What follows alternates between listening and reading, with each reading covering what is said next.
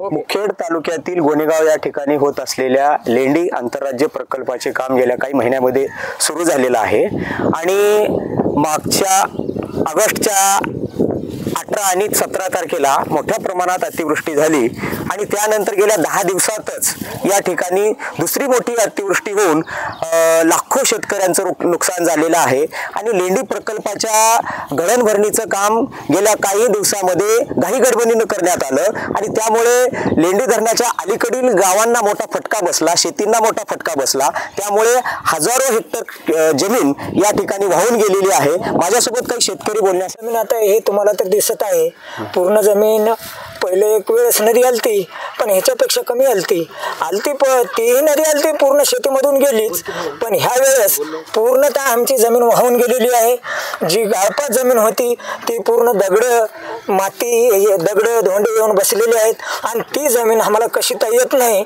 आणि सरकारला एवढी विनंती करतो की आम्ही देवानं तर अन्याय आमच्यावर केलेलाच आहे, पण शासनानं कृपया आमच्यावर हा अन्याय करू नये आणि आमच्या शेतीचा जे माळजा आहे ते आम्हाला देवावं ही शासनाला आमची एवढीच कळकळीची विनंती आहे। एकूण शेतकरी आहोत तुम्ही, काय शेतीमध्ये पीक घेतलेलं होतं, काय परिस्थिती? आम्ही एकूण 25 शेतकरी आहोत आणि जवळपास आमची 50 ते 60 एकर जमीन वाहून गेलेली आहे आणि शेतीमध्ये आमचं सोयाबीन होतं, तूर होती, मूग होती, ते पूर्ण वाहून गेलेलं आहे।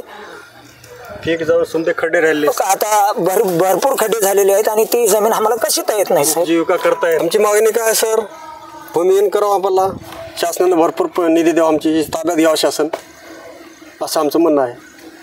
त्याच्यामुळं आम्ही कोण्याही पदाला जायची तयारी आहे आमची। आत्महत्या करत्या, कलेक्टर ऑफिसला बसत्या, आज आत्ता उपोषणला बसत्या, आत्तापत्र पंचनामे एकही झालं नाहीत। आज 10 दिवस झाले, लेंडी पहिले गेली 18-17 तारखेला, परत 30, 28, 30ला झाली।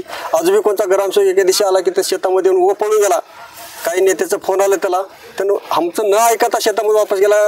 कृषी अधिकारी आला की येतो म्हणून, कृषी अधिकारी नाही किंवा तलाठी नाही, तलाट्याला फोन लावला तर आम्ही राहून गेलो, आमची पंचनामा करायची परिस्थिती नाही सध्या, त्या भानगडीत थांबले आम्हाला। म्हणून बी आज 10 दिवस झालं सर, एकही माणूस यायला तयार नाही।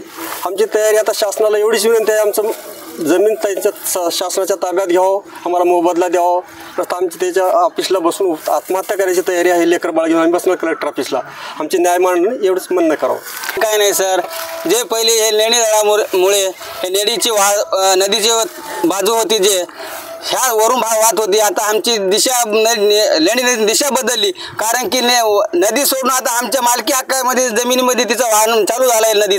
नदी पात्र पूर्ण आमच्या शेतीमधून आला आणि लेणी धरणाचं एक चूक गाव उपसाळी न करता अन्यथा पाणी अडवून ते रोखून हे पूर्ण हे जमीन खासून गेलेली आहे।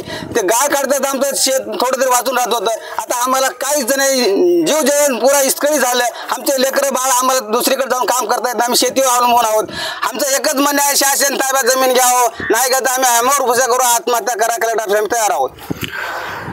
नक्कीच या लेंडी प्रकल्पामुळे या नदीचं जे पात्र आहे ते बदललेलं आहे आणि हजारो हेक्टरचं नुकसान या शेतकऱ्यांचं झालेलं या ठिकाणी दिसत आहे।